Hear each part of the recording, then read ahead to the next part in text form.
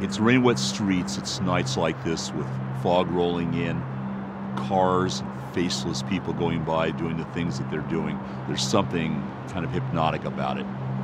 That's when I get inspired to carry what these streets are like, what the city is like, the mysteries, the stories, the thousands and thousands of people that you pass that are going by as shadows in this wet, cold, dangerous environment. I wanted to grab that. I wanted to take it into the future, and where I took it was cyberpunk. What I loved was the fact that it was a combination of dystopian society, a lot of technology, with this really great overlayer of almost film noir. In a cyberpunk world, I realized real soon, was a world where people had the technology, but it didn't fundamentally change the fact that there was a lot of treacherous, nasty behavior, large weapons, and a lot of sort of serious danger all about. The important part in cyberpunk is just that. It's not the technology, it's the feel. It's getting that dark, gritty, rain-wet street feeling, but at the same time getting that rock and roll, lost, and desperate and dangerous quality. Cyberpunk is about that interface between people and technology, but not in that transhumanist way where it's all about the technology changing or improving them. It's about how people use things.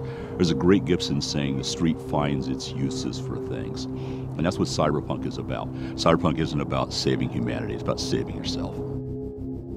We've approached doing this video game numerous times before. We have fought to find somebody who was enough of a fan of the world and the game to not want to go change it around or to stick a label of cyberpunk on it and then do something totally different. And so when CDPR approached us, what we realized really rapidly was these guys are fans. These guys know the material. They're quoting things back to me I've forgotten. So they got it. And that's an important thing. You have to be able to understand why this world exists. They're dragging my butt all the way over to Poland several times a year. We're excited because there is a really strong element of cross-pollination.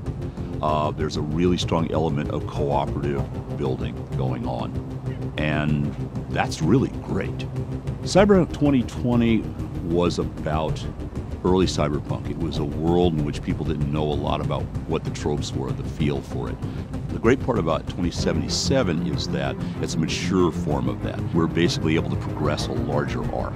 You're going to get to see the outcomes of things that we started to talk about in the Fourth Corporate War. And we're going to be able to let players who've played the previous game to see how those progress, see where they go to, and how they'll shape them. We're looking at the same mucky, nasty night city that you were in before, just a lot bigger and probably a lot more dangerous, and with a lot of players you don't know about yet. 2077 is about the cyberpunk you thought you knew, scaled up, bigger, badder, stranger. It's the visual component that the frozen pictures we would put in the books can't give you. It's the sound, it's the feel, it's the movement. 77 is going to be about being there. We've gone through a long, long journey, all of us. Those of you who've been fans have been waiting for us to get the right game together at the right time, the right team. And we were going to wait long enough to make sure it happened the right way. Cyberpunk 2077 is going to be the right way. And I can't wait to play it. And I'm hoping you guys will want to play it as much as I want to play it. Because it's going to be a hell of a ride.